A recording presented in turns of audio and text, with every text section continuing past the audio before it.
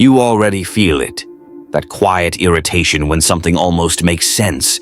That moment where you know you agreed to less than you deserved. Again.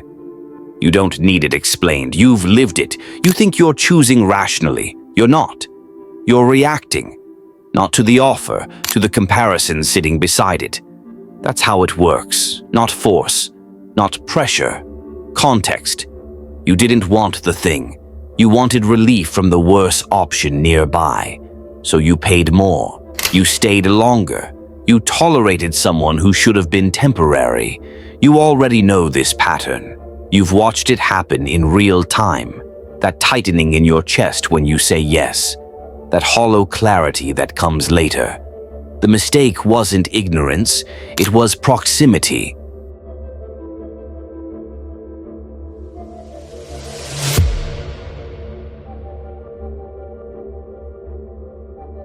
Something inferior was placed close enough to distort your judgment. Your standards didn't fall. They slid, quietly, without asking you. That's the real tax, not money, not time, leverage.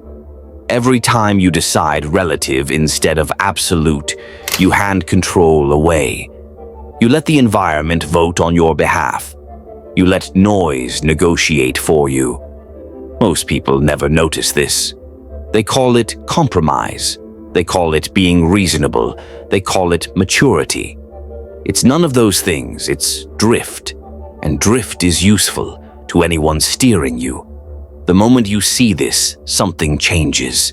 You stop responding to what's near. You start measuring against what's true. Silence returns. Timing sharpens. Your no gets heavier than your yes.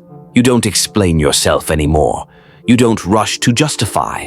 You don't soften decisions to make them easier to swallow. You wait. You watch. You let bad options expose themselves without rescuing them. That restraint isn't passivity, it's dominance. Because when context stops controlling you, value stops being negotiable. And when value isn't negotiable, neither are you. This isn't about motivation, it's about precision. About never letting what's nearby decide what you accept. About standing still while others flinch. About choosing from position, not pressure. You already know when something is wrong. The difference now is you don't override it. You don't react. You don't reach. You don't explain. You wait. And that's when the world starts adjusting to you.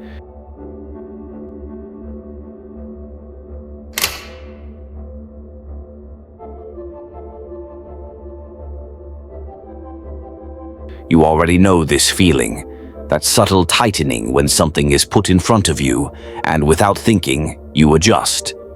Not because it's right, because it's better than what you just saw. That moment has cost you more than you admit. The contrast effect isn't about deception. No one needs to trick you. It's quieter than that.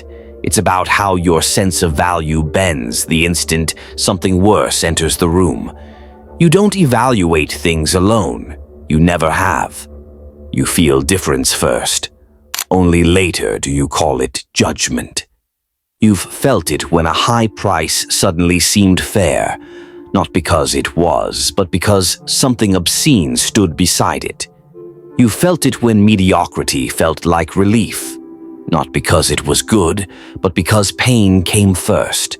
You felt it when risk felt safe, not because it was, but because catastrophe had just passed through your imagination. Nothing about the option changed, not its cost, not its danger, not its quality.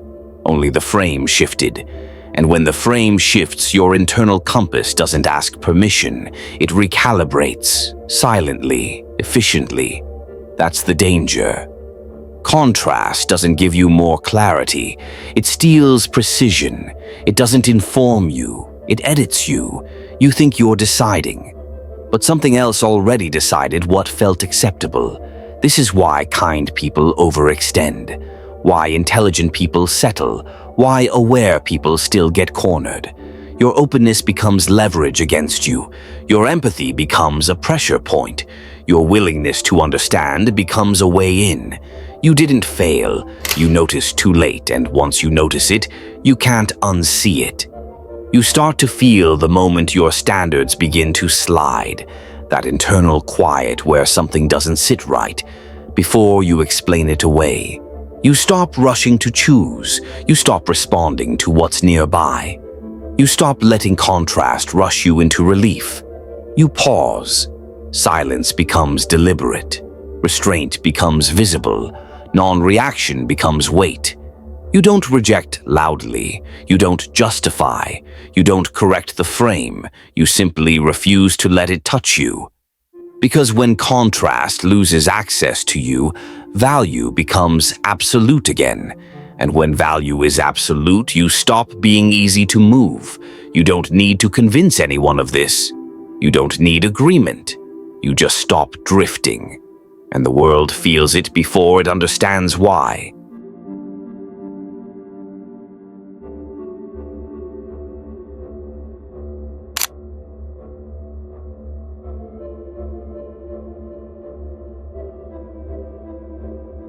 You remember the exact moment, not the decision, the moment before it. That slight hesitation, that internal pause where something in you went quiet instead of forward. You noticed it. You just didn't honor it. You had just come out of something loud, draining, sharp around the edges.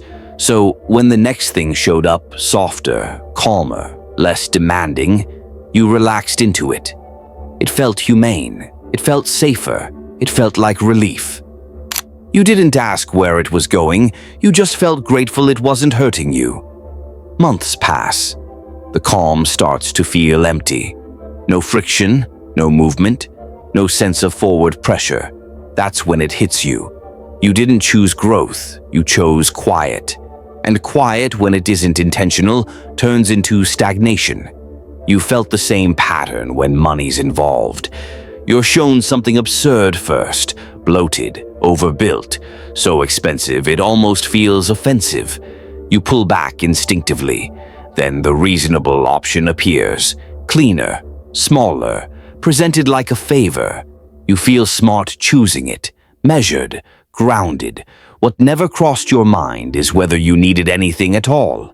That question disappeared the moment contrast entered the room. Your attention narrowed, your options collapsed, and you stepped into the only space that felt comfortable. It felt like a choice. It wasn't. You've seen this with risk too. Something drops hard, fast, violently. Suddenly it feels cheap, not because of what it's becoming, but because of what it used to be. Your mind grips the old number like a reference point it can't let go of. You call that perspective. But the future doesn't recognize nostalgia. It doesn't care where something traded before it broke. You've also felt this most clearly with people. After control, distance feels peaceful. After neglect, inconsistency feels like effort. You tell yourself you're being understanding, flexible, more mature than before. But deep down, you know what happened. Your standards didn't evolve. They were damaged, then reset lower. Contrast didn't make you open-minded. It trained you to tolerate. And tolerance, when it's unconscious, slowly erases your leverage. The difference now is that you feel it earlier. In the body, in the timing, in the urge to decide quickly just to be done with it. You don't argue with it anymore. You don't rush to correct the situation. You don't explain your hesitation. You pause. You let the silence stretch. You let the frame collapse on its own.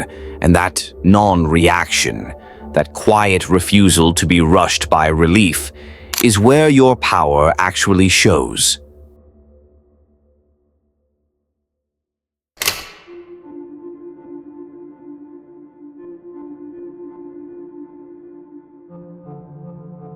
Most people think value is discovered. It's not. Value is defined, or it's inherited from context.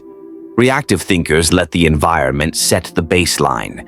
Strategic thinkers set the baseline first, then evaluate. The shift is subtle but decisive. Not is this better, but better than what, and why does that matter?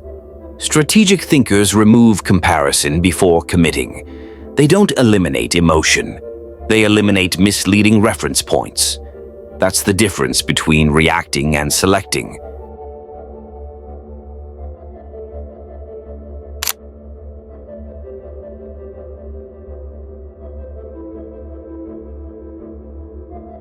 You feel it when work starts wearing you down. Not in a dramatic way, in a slow, numbing one. So when a new role appears, lighter, calmer, less demanding, you lean toward it without realizing why.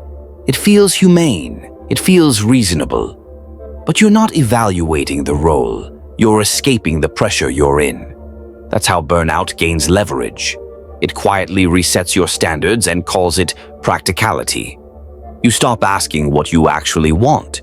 You stop imagining what excites you when you're not depleted. You picture yourself already tired and decide from there. That's the trap. When you choose as if you were already calm, already paid, already respected, the answer changes. What looked acceptable loses its pull. What felt safe starts to feel small.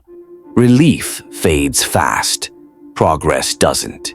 And you know the difference the moment you stop running. You've noticed how money decisions speed up when options come bundled, how everything arrives pre-grouped, pre-justified, already nudging you forward.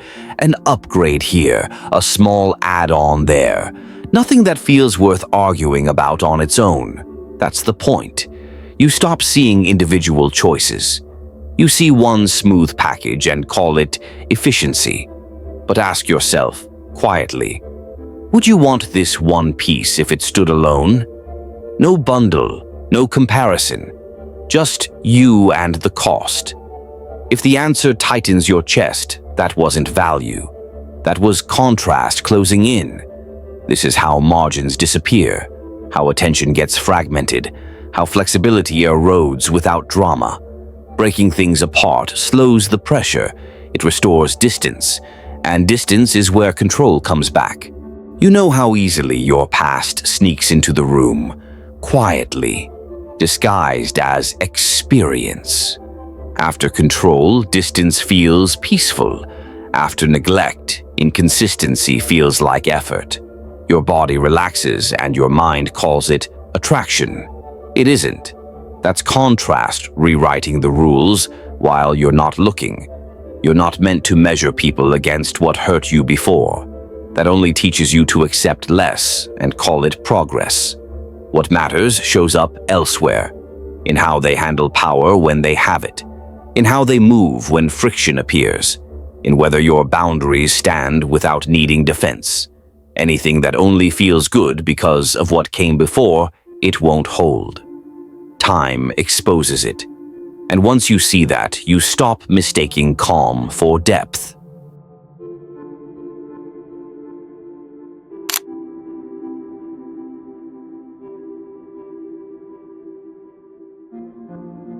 Use this under pressure. Rule 1. If an option feels obvious, isolate it. Obviousness usually means contrast removed friction for you. Rule 2. Ask, what was shown to me immediately before this? That's often the hidden lever. Rule 3. Imagine encountering this option first with no context, no backstory, no alternatives. Your reaction will change. Trust that version.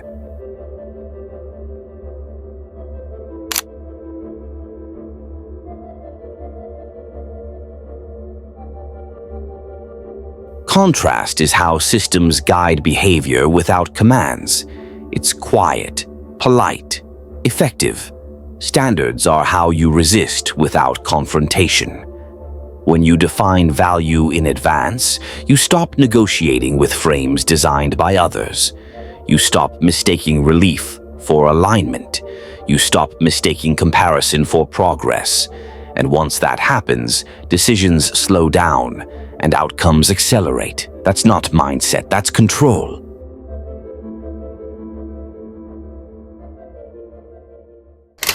Thanks for spending time with us. If this sparked a new way of thinking, hit like and subscribe to keep the ideas flowing. And don't forget, check the description for the links to the original books and resources we used today. We'll see you in the next one.